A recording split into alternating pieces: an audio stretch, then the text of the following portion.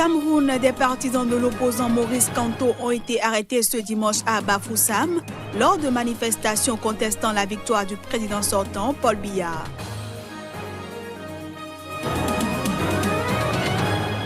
En République démocratique du Congo, la majorité au pouvoir a présenté ce samedi à Kinshasa l'équipe de campagne de son candidat à la présidentielle du 23 décembre prochain. Et puis en Guinée équatoriale, le parti au pouvoir a expulsé 42 de ses militants pour leur participation présumée à un coup d'État que Malabo affirme avoir déjoué fin 2017. Voilà pour les titres. Bienvenue à tous. Au Togo, quelques milliers de personnes ont manifesté ce samedi. Objectif, demander la libération des personnes arrêtées pendant les grandes manifestations de l'opposition au président Faure Gnassingbé depuis un an. Nouvelle manifestation au Togo. Quelques milliers de personnes étaient ce samedi dans les rues de Lomé pour demander la libération des personnes arrêtées lors des grandes manifestations de l'opposition au président Faure Gnassingbé depuis un an. Nous avons la semaine dernière organisé une campagne dénommée Une bougie pour la liberté afin d'obtenir leur libération. En vain, l'honorable député Abia observe une grève de la faim depuis plus de 2 semaines afin d'obtenir leur libération également en vain.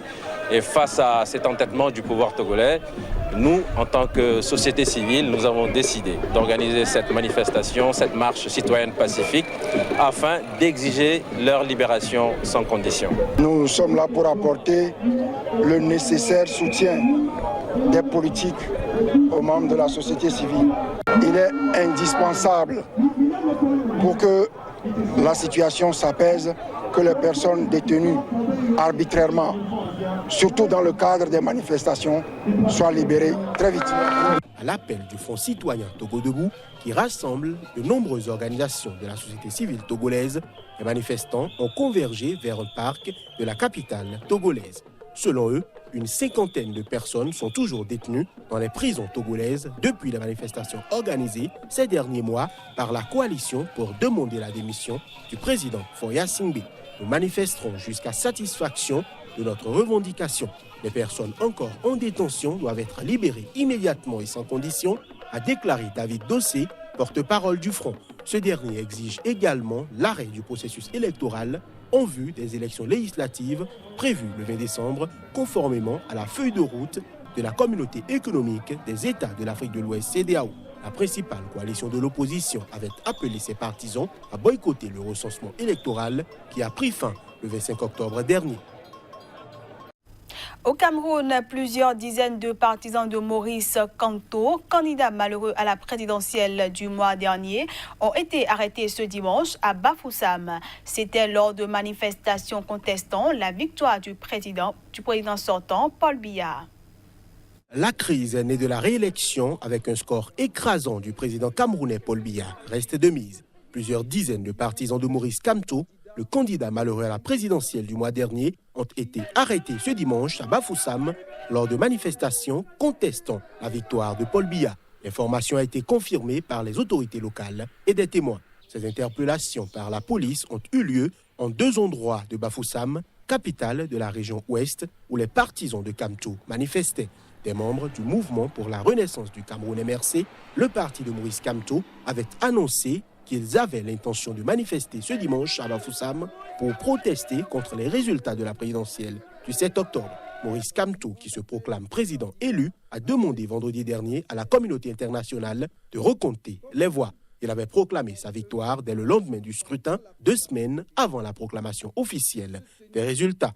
Réélu pour un 7e mandat consécutif avec 71,28% des voix contre 14,23% pour son adversaire, le président Paul Biya prêtera serment demain 6 novembre, 36 ans jour pour jour après son arrivée au pouvoir en 1982. À quelques jours du premier tour de la présidentielle du 7 novembre prochain, le président Eri a tenu un de ses derniers grands meetings. C'était à Antananarivo, dans un coliseum de 50 000 personnes. À quelques jours du premier tour de la présidentielle du 7 novembre, le président Eri, en plein meeting à Antananarivo, a mis en avant son bilan et le fait qu'il ait respecté la Constitution. La première chose pour pouvoir vivre en paix, c'est de respecter le droit, de respecter la Constitution, et Eri l'a fait. Et j'aimerais que le peuple en fasse autant, mesdames, messieurs.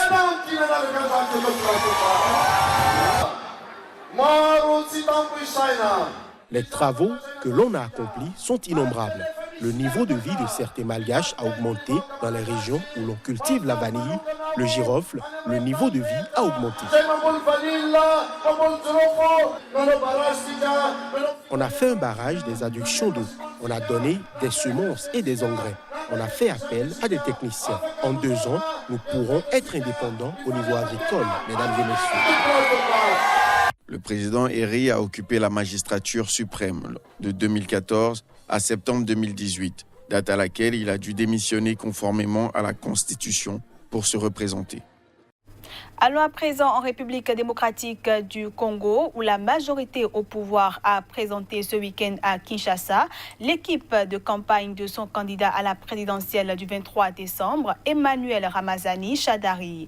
Une équipe composée de 500 personnes, politiques et leaders d'opinion. La majorité au pouvoir a présenté ce samedi à Kinshasa l'équipe de campagne de son candidat à la présidentielle du 23 décembre. Le Premier ministre Bruno Tshibala ainsi que l'ensemble des membres du gouvernement font partie de l'équipe de plus de 500 personnes, tout comme le président de l'Assemblée nationale et le directeur du cabinet du président Joseph Kabila. Le ministre congolais de l'Intérieur, Henri Mova, est chef de la cellule chargée de la sécurisation du candidat et du processus électoral. Il sera secondé par l'ex-chef d'état-major de l'armée congolaise, le général Didier Etumba. La communication de Emmanuel Shadari sera quant à elle coordonnée par Lambert Mende, ministre des médias au sein du gouvernement congolais. La sœur et le frère du président de la République, Jainet et Zoé Kabila, occupent des postes clés, finances et jeunesse, au sein de cette équipe de campagne. L'entraîneur de l'équipe nationale de football de la RDC, Florent Ibenge, est responsable de la cellule chargée des sports, tandis que Katebe Katoto, frère de l'opposant en exil Moïse Katumbi, est chargé de gérer les milieux d'affaires. Des artistes musiciens, des pasteurs des églises évangéliques font également partie de l'équipe. Dans les provinces, la campagne du président Emmanuel Ramazani Shadari sera coordonnée par les gouverneurs des provinces membres du FCC. La présentation de l'équipe intervient à quelques jours du démarrage de la campagne électorale qui se tiendra du 22 novembre au 21 décembre. En Guinée équatoriale, le parti au pouvoir a expulsé 42 de ses militants, parmi lesquels plusieurs anciens cadres du régime. Il leur reprochait leur participation présumée à un coup d'État que Malabo affirme avoir déjoué fin 2017. Le Parti démocratique de Guinée équatoriale a décidé de l'expulsion définitive de ses frères militants pour leur participation à la tentative de déstabilisation de la Guinée équatoriale, vainement perpétrée le 24 décembre 2017 sous le patronage d'un groupe de terroristes et de mercenaires. Voilà la résolution prise ce vendredi par le parti au pouvoir à l'issue de la tenue de son conseil de discipline. Parmi les personnalités du parti expulsé figure l'ancien ambassadeur de Guinée équatoriale au Tchad, Enrique Nchou Ngansomo, l'ex-directeur de la sécurité du président Teodoro Obiang Nguema, Julian Undo Nkumo, un ancien juge du tribunal de Bata, Ruben Clément Ngonga Nguema, ainsi que le juge Matteo Obiang et le fils du ministre de l'Intérieur, Clément Ngonda Nguema Ongene. Dans un communiqué, le deuxième parti de l'opposition équato-guinéenne, Convergence pour la démocratie sociale, a rappelé avoir annoncé en masse que la tentative de coup d'État avait été organisée au sein du parti au pouvoir, ce qui confirme et justifie le mécontentement généralisé à l'égard de la mauvaise politique du régime Obiang. Pour mémoire, début janvier, Malabo avait annoncé avoir déjoué un coup d'État et l'arrestation d'une trentaine d'hommes armés tchadiens, centrafricains et soudanais au Cameroun, où ils sont toujours détenus. Le procès de cette tentative de coup d'État pourrait se tenir en février 2019 prochain, selon des sources proches du pouvoir Malabo. Les négociations pour l'extradition des mercenaires étrangers arrêtés et détenus au Cameroun tardent cependant à aboutir. La CSTB, entendait la Confédération syndicale des travailleurs du Bénin, alerte de l'état des lieux réels de l'école béninoise à cette nouvelle rentrée scolaire. Pour les responsables de la dite confédération, les conditions pour une bonne rentrée n'étaient pas remplies, contrairement à ce qu'aurait annoncé le gouvernement. Il en appelle au sens de responsabilité de l'exécutif pour de meilleures conditions de travail. Plus de précisions avec Nanini Kassamampo, il est le secrétaire général de la CSTB. Dans notre pays, après 1 mois et demi de rentrée, malgré tout le tintamarre qui a été fait par le gouvernement, les faits sont têtus. Il n'y a pas d'enseignants. Au secondaire, le taux de couverture est autour de 34%. Ça veut dire qu'il manque plus de 65% d'enseignants. Et lorsque on a pris un exemple typique, le cas du CG de Soumouléré à Akwakwa dans Cotonou, il y a un effectif d'élèves d'environ 7000, où il y a 97 groupes pédagogiques selon les informations que j'ai reçues.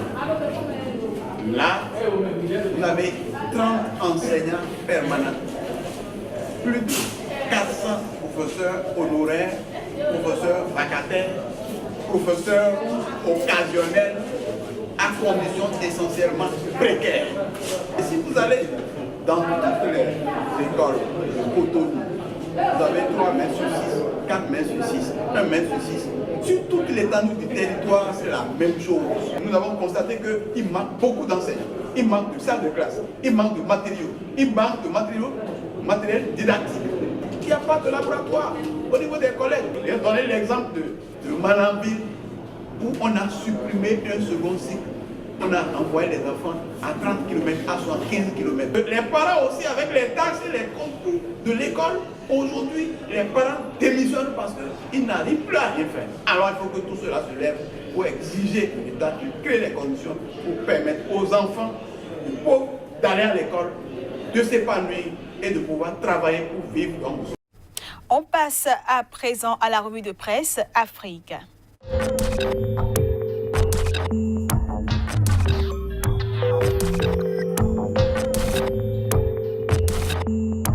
Ravi de vous retrouver pour le tout premier numéro de la revue de presse Afrique de cette semaine sur Sika TV. Bienvenue à toutes et à tous. Le point de l'actualité africaine de ce 5 novembre nous emmène au Burkina Faso, en Côte d'Ivoire, au Sénégal, puis au Cameroun. Présidentielle camerounaise, Paul Biya prête serment demain, nous fait savoir le journal L'Épervier. Une lecture de la première page du quotidien Le Jour nous apprend que Joshua Ozi a procédé à la division du SDF après la présidentielle. Au Sénégal, Macky Sall souffre à Dakar pour la collecte des parrainages, révèle Walf Quotidien. Situation économique du Sénégal, Meïssa Babou alerte via le journal Sud Quotidien. Insécurité en Casamance. À ce sujet, braquage de haut vol, peut-on lire en première page du journal Le Quotidien, qui nous fait savoir qu'un individu a dépouillé plusieurs véhicules et pris 8 personnes en otage avant de les libérer. On reste avec le journal Le Quotidien qui nous informe de la tenue d'un forum sur la paix et la sécurité à Dakar. La une des journaux ivoiriens à présent, mécanisme de financement mondial, Gon Coulibaly à Oslo pour défendre la politique sanitaire du gouvernement, peut-on lire à la une du quotidien Fraternité Matin ce lundi. Autre titre paru en première page de Fraternité Matin, Anne Ouloto explique le nouveau système de gestion des déchets. Puis actualité au Burkina Faso, Sidouaya informe ses lecteurs de la présence du président burkinabé à Oslo dans le cadre du mécanisme de financement mondial. Tour du Faso 2018, on reste avec Sidouaya qui écrit en première page « Mathias Sorgo auréolé d'or ». Voilà, ainsi prend fin la revue de presse Afrique de ce 5 novembre sur Sika TV. Merci de l'avoir suivi et bon début de semaine à toutes et à tous. Ainsi prend fin cette édition que je vous remercie d'avoir suivi.